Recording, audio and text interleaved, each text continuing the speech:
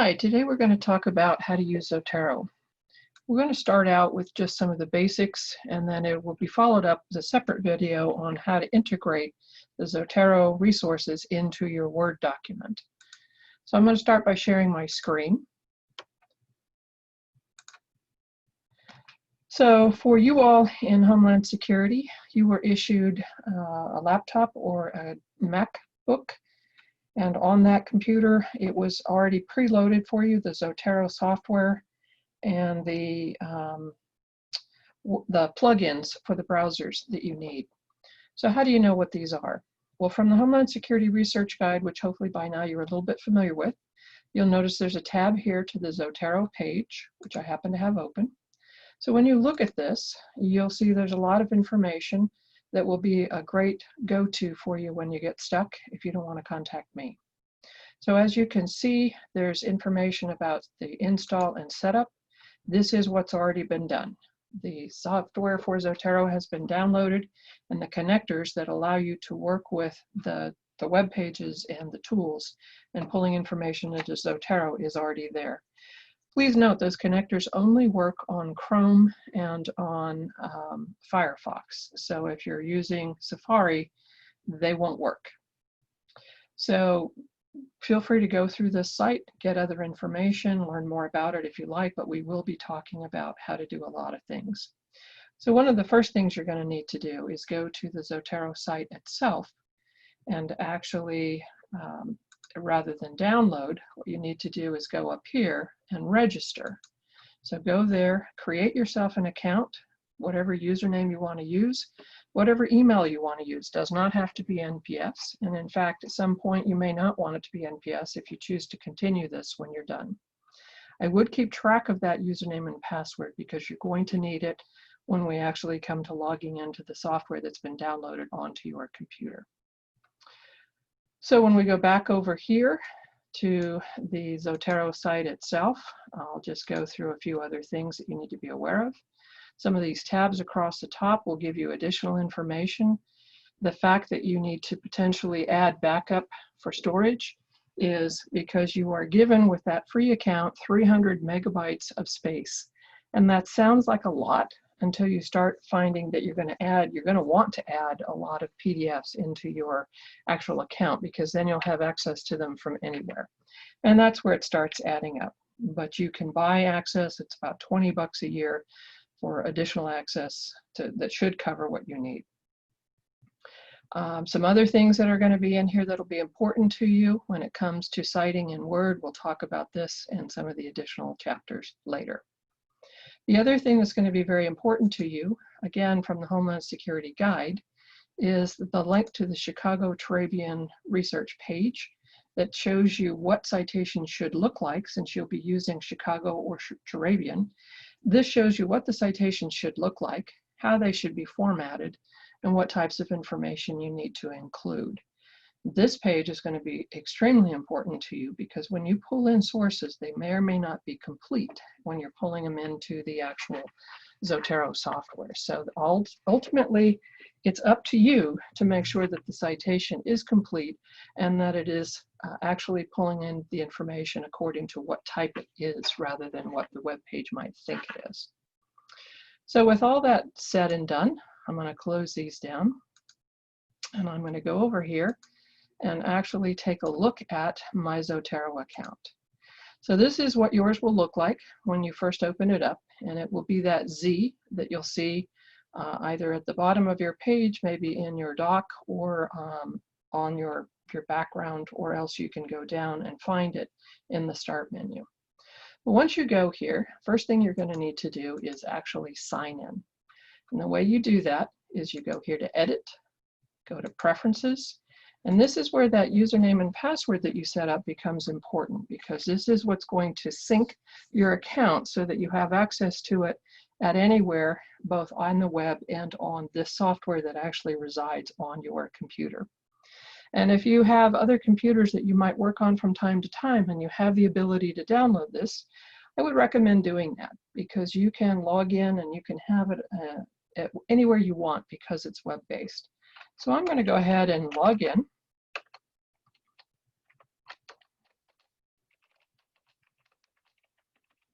And then I'm going to say set up syncing. So now it knows I'm logged in. It recognized my username and password, which is always good. And actually, as a side note, this is something that further down the line, if you want assistance with your Zotero account, Noelle, myself, we both can log in if you choose to share your account with us, and we can take a look and help you out if need be. The next thing I want you to do once you've done that is to go over here to where it says Cite. When you click on that, it has a list of the different citation tools that you're going to use. For your purposes, you're going to need to use Chicago Manual of Style 17th edition full note, because the Turabian version that's in here has not been updated to the most recent version yet. And ensure that it says down here, include citations of URLs of paper articles and references. Then you're going to want to come up here to the word processors tab, click on that. And if you ever need to reinstall, this is where you can do it if it's not working for some reason. But what I want you to do is yours will come like this. And I want you to click on that, use classic add citation dialog. And I'll talk about that more in the next video when I talk about how to utilize this information and pulling it into your paper. But trust me, that's going to be really important to you. Then you say, okay. The other thing that, again, I'll go over this later, but if you ever needed to preview something, then you go to Preferences, stay on the Citation tab, you would click the manual style that you want and click on Preview, and then it will bring it in. If you need other styles, this is kind of what mine looks like right now, but if you need additional styles, you can click on this and it will bring up a very long list. And you can choose from them, or if you want to get rid of some of these because you find them to be a little bit cluttering, you can get rid of them as well by clicking on them and then just remove. But I don't typically do too much with that. So now let's look at this. So mine, I'm logged in. First thing I need to do is come over here and sync, because I had logged out and I had asked it to remove other information. And you'll notice mine will take a few minutes to populate, because obviously I have been doing this for a while and I have quite a bit of information. And I use this not only for teaching classes, but also for creating bibliographies and doing other things. So as mine populates, don't worry about yours. Yours will still stay blank. First thing you're going to do in yours is understand what these pieces over here look like and why are they important to you.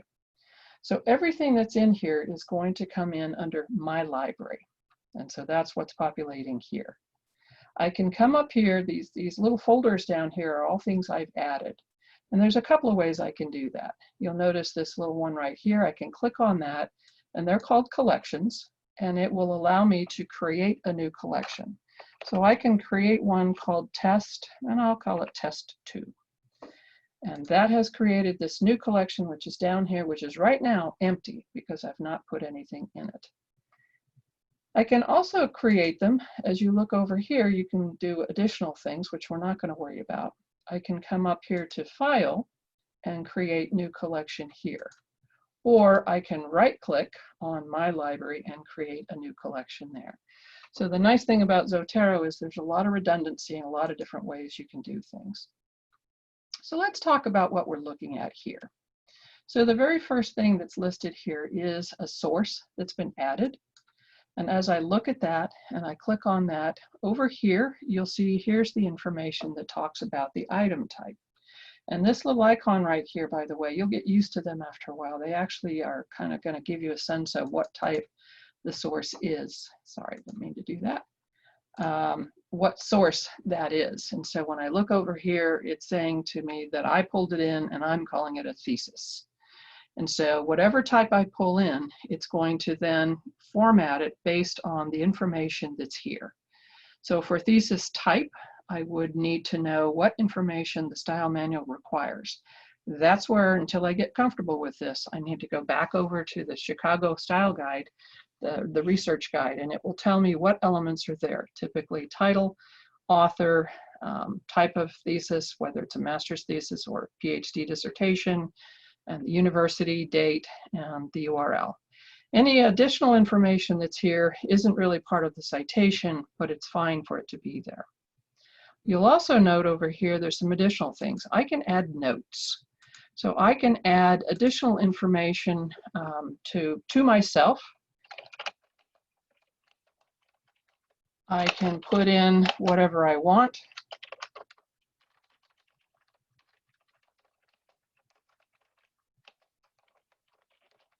And then they're there, and it will just keep growing for anything I put in here. And that allows me then to search that information later. The value of this would be I could put in information about the source itself. I could put in, I could copy a quote out of a source that I'm interested in and make note of the page number. I can relate it to other things, and it's my space to do whatever I want. And you'll notice up here where it says search, this searches all fields, all tags. So I could actually find this again by putting in that information there. So that's going to be particularly important to you as you look at this. I can actually also edit it in a separate window if I want. And then you'll notice up here I can do tags, I can do related information, additional things that we won't go into right now, but you may want to explore later. Next thing to be aware of is as I look at the sources I have in here, you'll notice that some of them have these little arrows and some of them don't. That little arrow is a clue to me that there's something attached to that reference. So when I click on that, it shows me, in this case, it's actually a PDF of that source. It could be that it was a snapshot of a web page or something else that I might have pulled in. It's not required for it to be there, but those are, as I said earlier, those are the kinds of things that can eat up space. So how do I bring information in? There's multiple ways to do that. The first one is the probably least favorite of everyone, is add new item, choose the type of information that I want to pull in, and then I have to manually put that information in. That's why I say least favorite, because you have to know exactly what you have to put in, and you run the risk of fat fingering it and typos and things like that. But that's always an option, and sometimes it will become important to you. Another way to pull things in is this little thing right here that's often called the magic wand. This is where you can add items by identifier number. So things like if you have a book, you could go out to Amazon and pull the information in, but personally I prefer to use the ISBN, or the International Standard Book Number, because that will allow me to pull that information in from either the publisher source or the Library of Congress, and it's likely to be more complete than the Amazon site. Because the Amazon site, while it might have the author, title, date, publisher, it almost never has the place of publication, and that's also a key factor. So I'm going to go back over here to my test folder, and I'm going to click on that, and I'm going to show you how this works. I'm going to type in an ISBN, International Standard Book Number, if I can get it to work.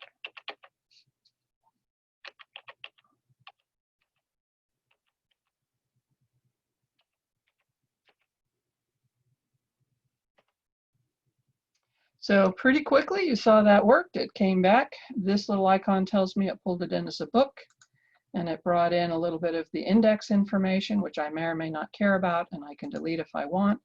When I come over here, I can see that, yes, it does know that it's a book. It's given me the title information. It's given me the author's name. It's given me series information, second edition, place of publication, publisher, and a date, and the ISBN number. You will become familiar with the fact that some of this information is extraneous and isn't really needed. The number of pages, it's not really just one page, but the number of pages actually doesn't matter. So when it comes to cleanup, if you were to look at the guide, you would see that page numbers for the total number of pages in the book don't matter. What would matter would be what page I'm actually citing from, and that we add through a different method.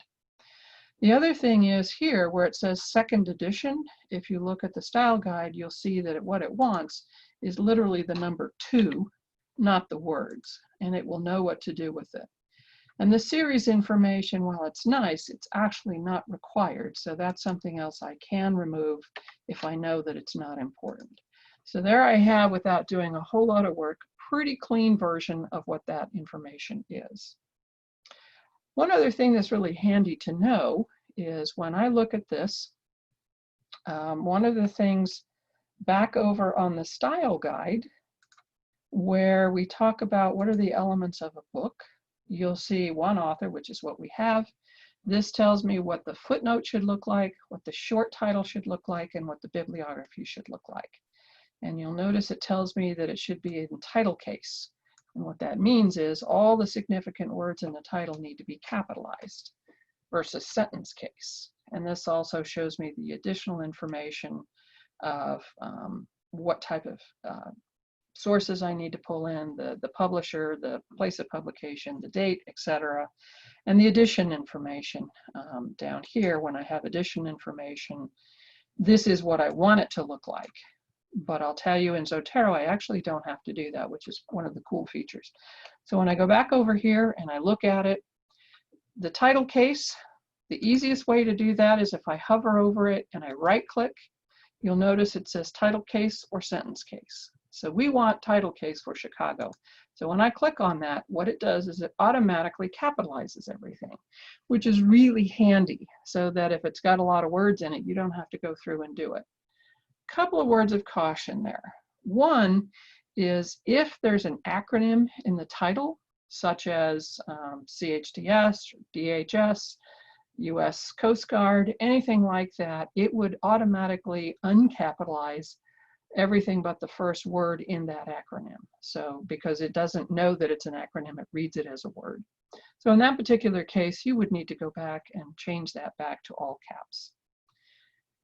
So down here, the short title, you remember back on this page over here, it's showing me what the short title looks like. And you'll learn more about that. But basically, the short title is for subsequent uses of the same source. You only need everything up to the colon. So the very first use of it, it's a full title. Second use of it, it's everything up to the colon. So I can control that, and it did bring it in, but if it didn't, I can tell it what I want it to be. So how do I know that this is going to do what I want it to do? If I come over here to Edit, Preferences, Chicago 17 Full Note, Style Preview, brings up this other page. I click on Citation Format Note, and then here it is showing me what it would look like for Chicago 17 Full Note. And you'll notice all I have is number 2. And it has brought it in and filled it in completely because it knows what's needed. You do not need to put 1 if it's a first edition. Everything is assumed to be a first edition. You only have to indicate if it's a subsequent edition. So that's how this little magic wand thing works. That's a pretty cool little thing. I can also add attachments, and I can add new notes if I want. Again, I can search here or I can search over here. And everything I bring in, no matter what folder I put it in, it's all going to end up in my library. And the way I have choices on how I can organize this. If I want it to be alphabetic by title, all I have to do is click on that, and it will reformat it and give me everything alphabetically from the things that have nothing all the way down to down my list. So this is everything I have. If I prefer to look at my list by creator or author, I can click on that and it will reformat it and show it to me that way. And then this little icon, these little dots, these tells me which ones actually have some sort of an attachment. And if I want to have more things listed here, I can click on that and I can just add other things. So if it were important to me to be able to check when I added things or when I modified things, I could add those particular columns in as well. Or I can restore it to the basic column listing. So when I have things in here, I can pull in whatever I want, and if I forget to put it in a folder, it's not a problem because I can then pull that information into the folder itself. The easy way to do that is if I see something here that I'm interested in and I want to put it in my test folder, then all I have to do is click on it, drag it, and drop it. And you'll notice it's dark blue, and then I let it go. When I go back over here, here's my folder, and it's showing me I now have both of those items in there. So it's very easy to add things here. If you forget to put them in a folder, you can quickly take them over there. What you don't want to do is copy them and have them in there multiple times, because that will cause problems for you once you're starting to bring things in to your Word document. Plus, if you need to make changes to the way things are formatted, or if you add notes, you really only want it in there once. Duplicates do happen, so when you're thinking you're having those, you can come down here to your duplicate items. It will show you what you have that are duplicates, and then you can get rid of some of them. And you'll notice in some of mine, I have duplicates where, in this case, it's in there as actually as a thesis, and it's also in there as a book. And so when I click on that, it doesn't know what to do with it, because it won't merge it. You'll notice over here, items must be at the same item type in order to be merged. So if I come down here and I look at these and I want to merge it, they appear to be the same. This one has an attachment, this one doesn't. Comes over here, it tells me when I added it. And so I can choose which of the versions I actually want. So as I quickly click on them, I can see I've got far more information here. And that's actually the version that has the PDF. So it may be I want to merge them. So I click on that as the version I want to use as the master. And then I click on that, and then it just merges them both. It disappears from here because now it's not a duplicate anymore. So keeping aware of that can be very helpful. If you had something in here and you decided it really wasn't relevant and you wanted to get rid of it, then all you have to do is right-click on it. Let me go back actually over to this folder. This is something I was working on with a student. So if I don't need these anymore, I can click on the one I'm interested in getting rid of. Again, right-click, remove item from collection. And when I do that, it takes it out of this collection, but it doesn't take it out of my library. If I really don't want it, I want to get rid of it, then I can move it to trash. And it's going to ask me, are you sure you want to do that? And I'm going to say yes. The reality is, you're probably familiar with this, putting things in the trash doesn't mean they're actually gone, at least until you empty the trash. So when I come over to my trash, you can see I have a lot of stuff in trash. And for me, I periodically have to go through and get rid of PDFs because I regularly bump up to the limit. So then I can easily right-click, empty trash. And again, it's going to ask, are you sure you want to do this? Because this time it's permanent. You can't undo it. So it's going to go ahead and delete all that information, except for some things that it probably has some other issues with it. So that's how you can work with things two ways. One is adding them manually. Two is adding them by identifier. Again, those identifiers can be ISBNs, which are books, DOIs, digital object identifiers. Those can be journal articles. This is PubMed, and this is yet a different tool that you might learn a little bit more about later. But what if I want to pull something in when I'm out on the web? So when I go back over here to my website, in this particular case, I'm interested in pulling something in from this journal. You'll notice I am on Firefox, and remember I said the plugins work only in Firefox and Chrome. My plugins have been loaded, and I can tell that when I come up here, because if I don't know which one it is and I kind of hover over them, eventually I'll land on this, and this little icon will change based on what I'm looking at. So if I come down here and I say, well, I'm kind of interested in this, seems like it would work for me. I click on that one, and then you'll notice this little icon up here. When I hover over it, it says Save to Zotero web page with snapshot. And it's saving it into the last folder that I used. And you'll notice it came up with not just the snapshot, but also the full text of the item. And that's because we actually have, I'm on the network, it knows that we have access to it, and so it's automatically pulling that one in. So here I have my information all about it. When I come back over here, I can take a look at this, and I can see, yes, it really is a journal article. I know it's a journal article. I'm happy with that. I can verify this information. I can make sure the title, the volume, issue, page numbers are right. The one thing you're going to need to be aware of for cleanup purposes is it brought in a date of January 2nd, 2020, because that's probably when it was last updated on this page. But what you really want is, what's the date of the article itself? And typically journal articles don't have days. They usually only have month and year, quarter, year, something like that. So in this particular case, their format is strictly by year. So I would want to come over here, clean this up, and just take that out. And then I don't have to worry about it. And you'll notice one of the things you do need to have is the DOI. And it did bring in the DOI. It's putting it in this field, and it's also showing it down here as a complete URL. So let's go back up here to where I talked before about needing to change title case. So if I hover over that, right click, you'll notice it changed everything, but notice the FARC, which was an acronym, went to lowercase. So that's one of those things that I have to pay attention to, and I will have to clean that up and go back and make sure it's correct. And it did automatically bring in the short title in this case. Sometimes it does, sometimes it doesn't.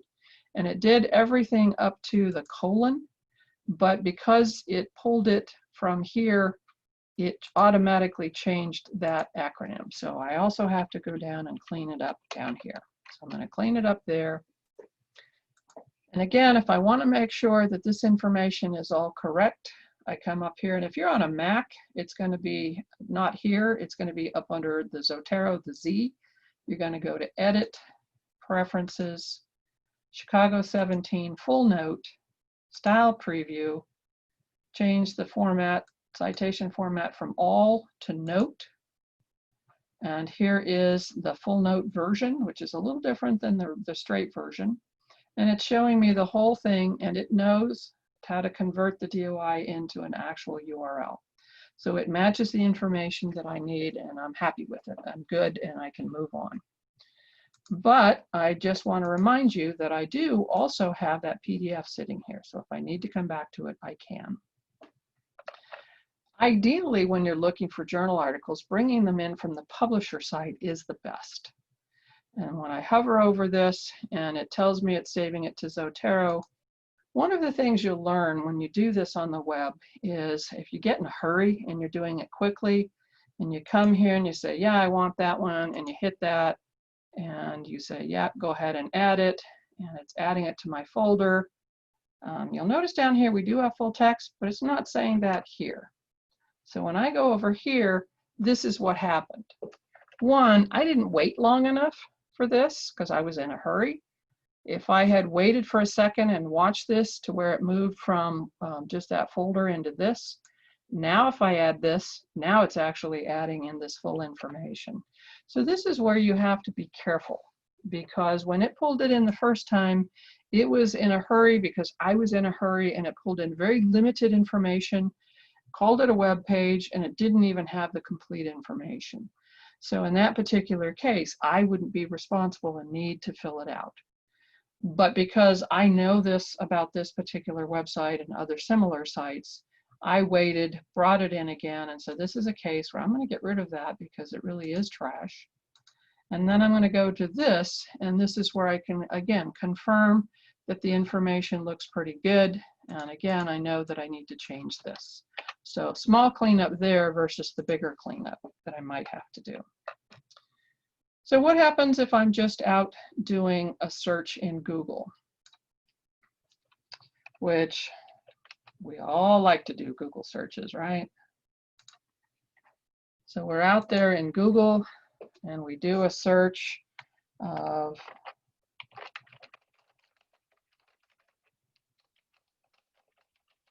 I'm looking for Homeland Security as a phrase, I'm looking for policy, going to get a ton of stuff, but hey, I'm interested in basic Homeland Security policy. Click on this guide, this particular site, and I say, yeah, this is what I want. I'm interested in, I want to be able to utilize some of this information. So I want to add it into my Zotero. So I can come up here and you'll notice this little icon changed because now it knows it's looking at a website for sure. When I add that information, and I go back over here to my Zotero, and again, remember, it's putting it in whatever folder I was in last, and whatever one is highlighted is the one that was just brought in. So I can look at that, I can come over here and say, yep, it is a web page, I know it's a web page, here's my information, but it seems to be missing a little bit of information. I have a URL, I have a date, it has a lot of other information over here, which I'll tell you, you'll notice it has year, month, and day. So it's recognizing that format, and it doesn't care about the rest of this, which is a date timestamp. I can leave that because it's not going to make any difference, or I can remove it. But what I'm missing is one thing I need to confirm is the website title, the Department of Homeland Security, and is there an author? So when I come back over here, the title of this page is calling it policies.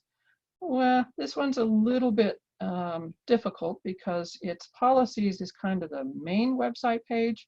This is more specifically S&T policies. So I'm inclined to change that and go over here and say the focus of this page isn't policies broadly, it's the science and technology community policies, and that's what I'm seeing right here.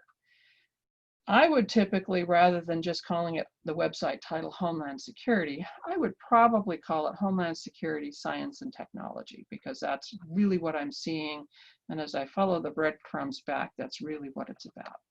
So I would be inclined to come over here and say add in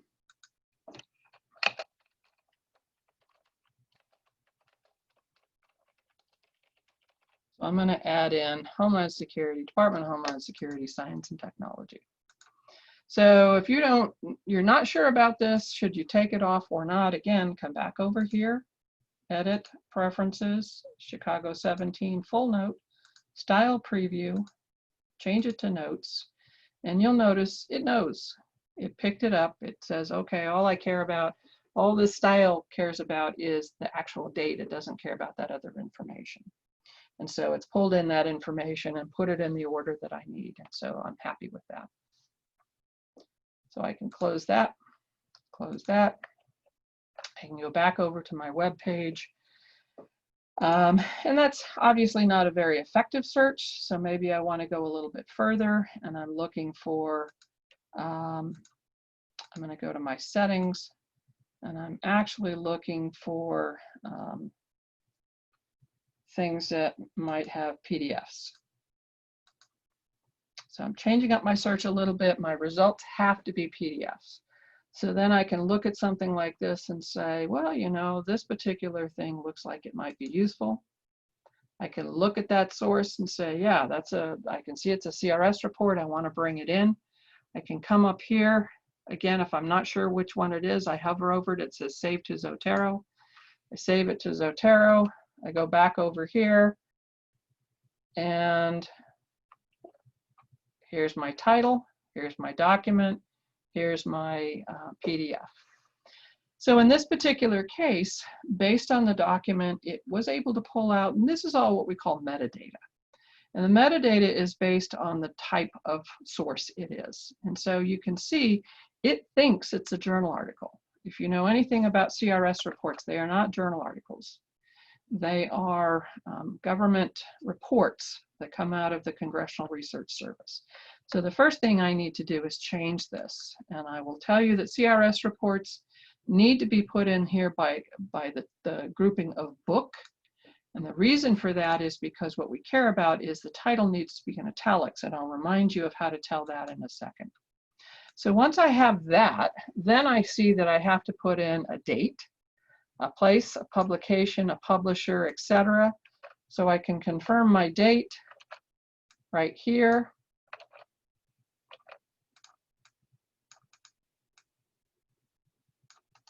I can copy that. I can put it over here. I know you would need to look at it a little bit, but I know that it's a Congressional Research Service. So I can just plug that in.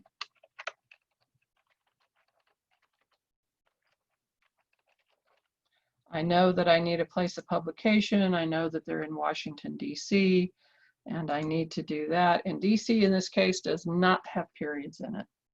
I have a whole lot of authors listed, which is a little bit unusual.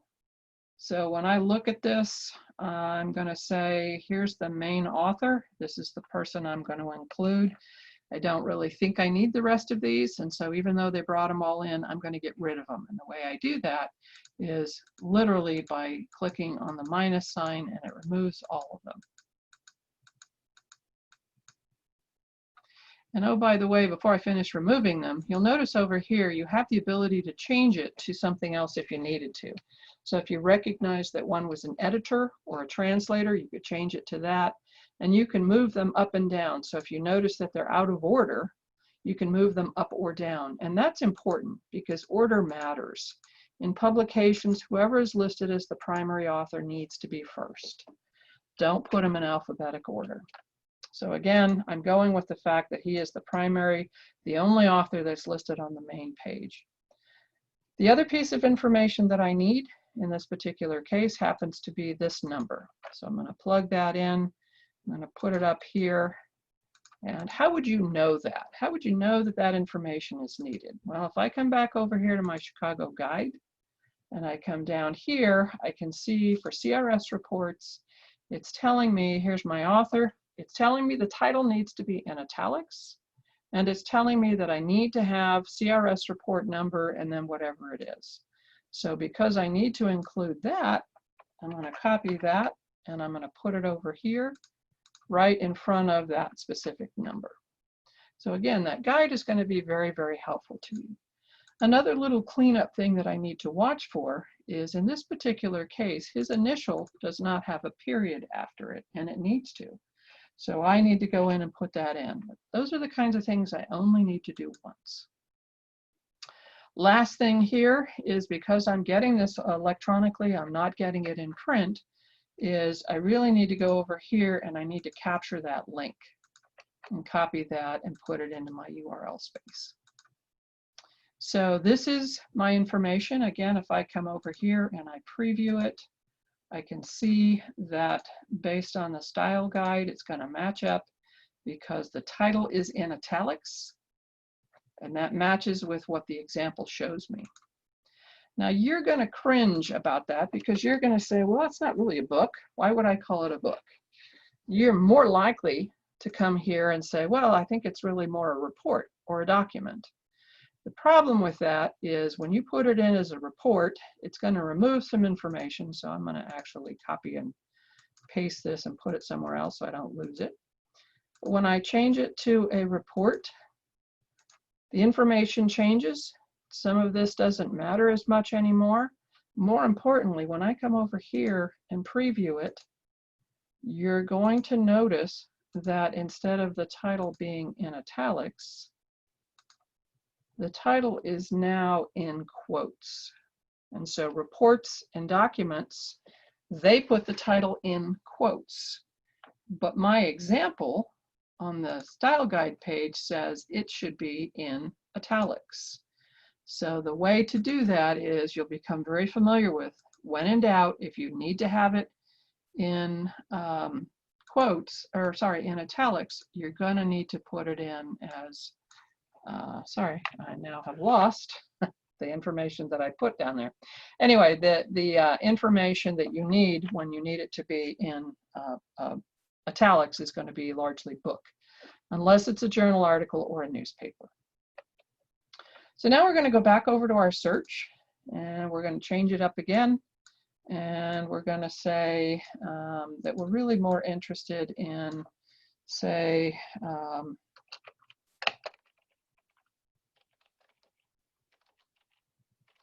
I'm interested in, or I happen to find something that's in the New York Times or any newspaper. So when I click on that, here's my source. I come up over here and you'll notice it says save to Zotero with a snapshot. Well, the very first time it had a snapshot and it showed just a page. Now I waited long enough that it's actually changed that to a newspaper. So let me do that again. So when I go here and I'm in a hurry and I click on that, you'll notice when I go back over here, what did it do? Called it a web page instead of a newspaper, and it didn't plug in all the information. If I go back over here and I wait until this little thing changes, because sometimes it will catch up with it, click on that, Then I go over here. Now it's recognizing that it is in fact a newspaper. It pulled in the author's name, it pulled in the title of the newspaper, and it pulled in the date. So again, there's some little cleanup things here that you'll learn about as you go and you become more familiar, but you don't need the section and you don't need the. But those aren't things that I would expect you to know right off the bat. Those are things you'll learn as you start comparing this against the style guide to see what kinds of things you need to have. The other thing you can do, and I'm going to go back over to our Zotero guide because we have some workshop materials. And here's an example of a PDF that we've downloaded. And I'm going to download it and actually put it on my desktop so it's easy to get to. So then what I can do with that is when I go to my desktop, and you'll notice I have a very busy desktop, which is not what I recommend, but I would need to find my PDF, and I would be able to then pull it in.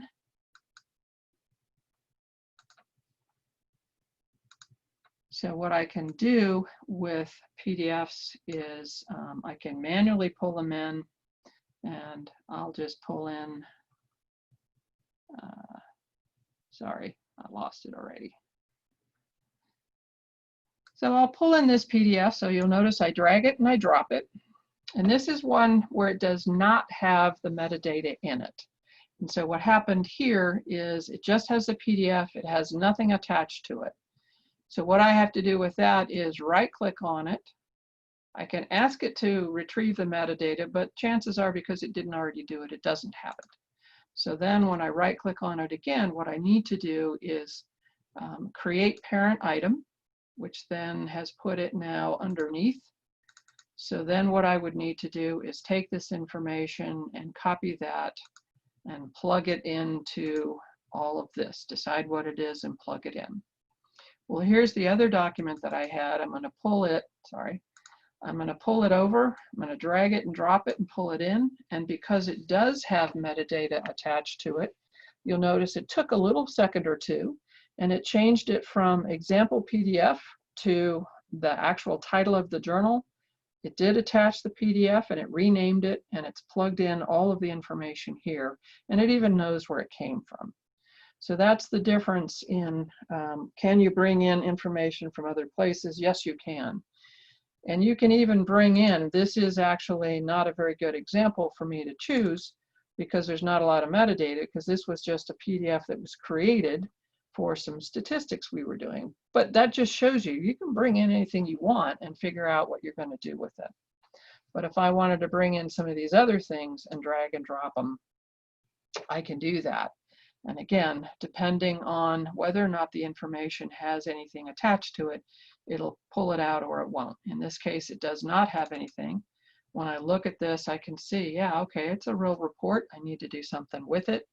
And so this is a case where I need to right-click. I would need to create parent item, and then I would need to come over here. And what's the rule on this one? Well, it's something of a little bit of substance. It's more than a couple of pages, which is kind of the rule for when it should be called a book versus a report or a document. So I would come over here. I'm going to change it to book so that I know that it will put it out correctly. And then I need to start filling in the rest of the information that's here about that source. So those are the key ways of pulling in information. If you are on one of our pages, so if you were doing a search in either the library or any one of our major databases, let me go over to one of my favorites that's most relevant to you all, which is ProQuest. I can come over to ProQuest. I can do a search in ProQuest. Again, this is going to be a little bit broad.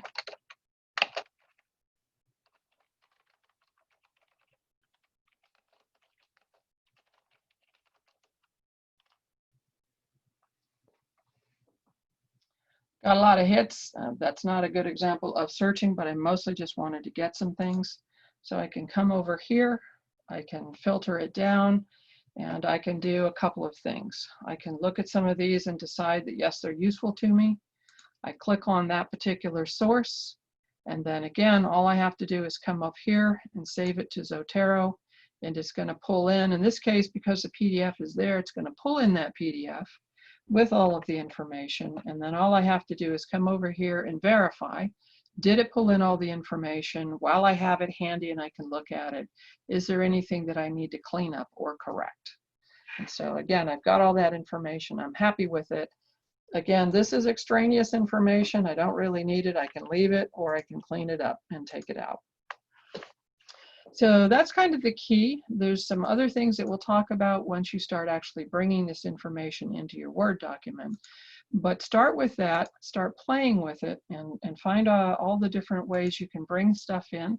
Just remember that we've got the Zotero guide, we've got the Chicago guide, and both of them are going to be very, very important to you as you learn to become more and more familiar with citations and how to manage them.